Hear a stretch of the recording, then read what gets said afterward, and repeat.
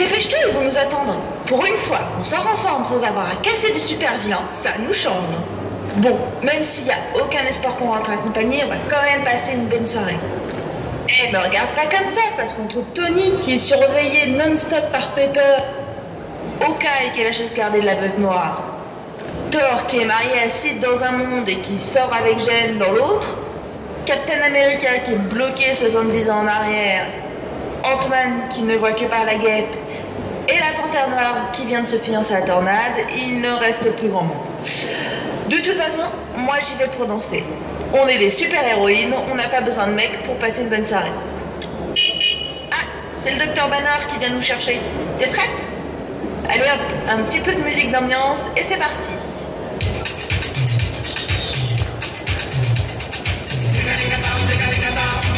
Ohé, ohé.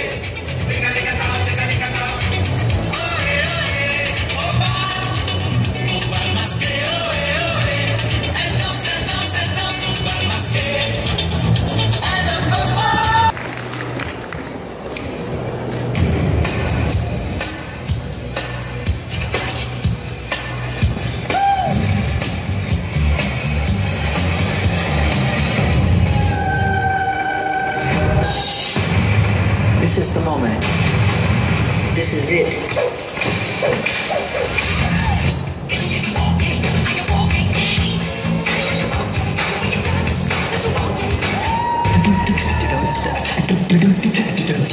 Let's do it one more time. I love you.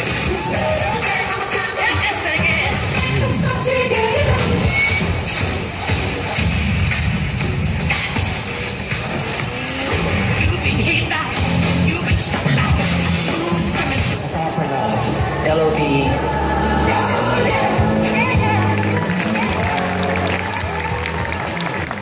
Et on applaudit bien fort. Plus désiré, il y a des compotes à disposition des cosplayers. Comme c'est aimable à eux, tu les remercieras de la part de Cléopâtre. Mon goûteur, que l'on appelle mon goûteur. Voilà, voilà, voilà. Goûteur. Avec joie, oh ma reine.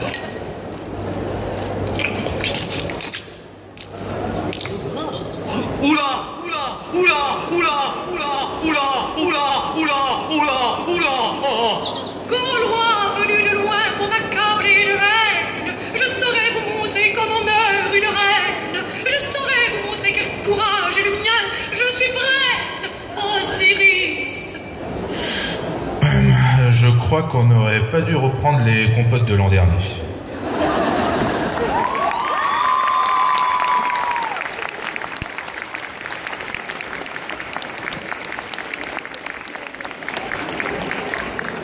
Et on a...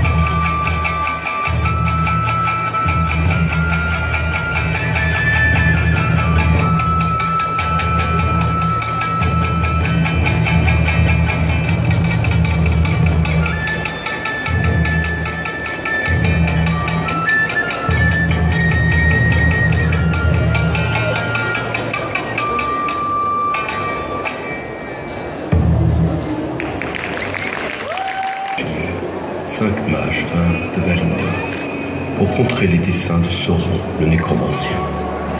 Tous arpentèrent les terres du milieu. L'histoire retiendra les noms de 3 d'entre eux, Saruman, Gandalf et Radagast. En ce qui concerne les mages bleus, Atalar et Palandor, les archives perdent leurs traces au-delà du Mordor. Ayant traversé différents univers, par-delà le temps et les dimensions, Palandor refait aujourd'hui surface. Sa couleur de robe a changé chez les humains. On le connaît aujourd'hui sous le nom de Gerlaft.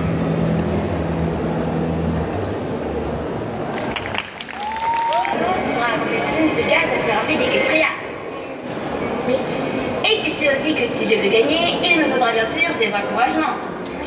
Parfait. Alors, voici ta première leçon. Pour faire de bons encouragements, il faut se laisser aller, crier le plus possible et surtout de la patience. Bien. Maintenant que tu sais comment m'encourager, je vais te donner un petit aperçu. Du genre, ouais, vas-y, Rainbow, yeah, enfin, un peu plus juste, moins étouffé et un peu énergique. Enfin, tu vois ce que je veux dire, hein, Fluttershy? Ouais, bon, maintenant à toi. Je vais t'entendre crier.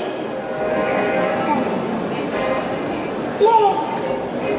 Oh, c'est comme ça que tu peux m'encourager. Plus fort. Yeah. Plus fort. Yeah. Plus fort. Yeah. Oh. Laisse tomber, j'ai demandé à Applejack. Eh oh, Applejack, réveille-toi. Quoi, Rainbow Dash? Je peux m'aider à prendre Fluttershy à crier, s'il te plaît? Moi, j'arrive vraiment pas. Ok. Alors, Fluttershy, déjà, montre-moi comment tu cries.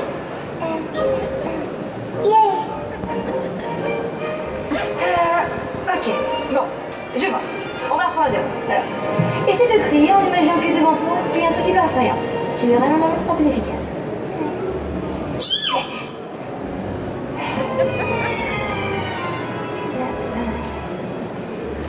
Bah, voilà.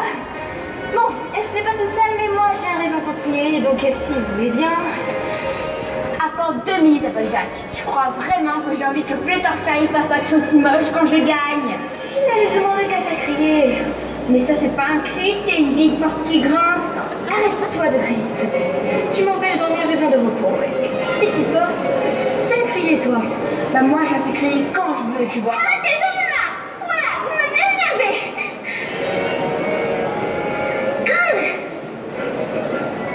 Bah, tu vois que je peux la faire crier.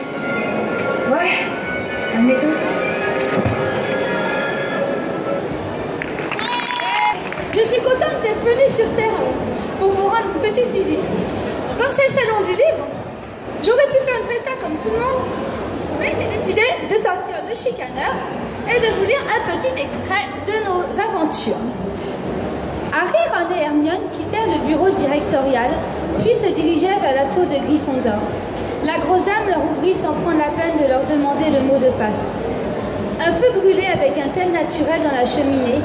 La salle commune semblait si calme qu'à cet instant précis, rien ne laissait deviner qu'une guerre venait de se terminer. Nos 3 amis, exténués, grimpèrent les marches jusqu'au dortoir des garçons. « Créature !» appela Harry. L'elfe apparut quelques secondes plus tard dans un claquement sourd. « Oui, maître !» dit-il avec un grand large sourire, le pendentif de Régulus se balançant dans un mouvement de va-et-vient autour de son cou ensanglanté. « Pourrais-tu nous apporter de quoi manger, s'il te plaît? Et après, je t'en conjure, va prendre un bain et enfiler une tenue propre. »« Oui, maître. Merci, maître. Miss Granger, Weasley, merci. » répondit le petit elfe avant de disparaître. « Dis-moi, Harry, tu comptes bien le payer et le faire dormir autre part que dans cet horrible placard, n'est-ce pas ?» fit la voix de la jeune fille aux cheveux ébouriffés à ses côtés. « Bien sûr, Hermione, j'y ai songé. » Il avait dit cela pour satisfaire son ami, mais ne savait pas encore ce qu'il ferait de l'elfe. Celui-ci s'était bien occupé durant les semaines où ils avaient élu refuge au 12 square du Grimaud. Il avait également apporté son aide pour retrouver le vrai médaillon. Hermione se chargerait de le lui rappeler s'il ne veillait pas cette créature. Il le savait. L'elfe revint quelques instants plus tard, les bras remplis de sandwichs sur lesquels ils se jetèrent.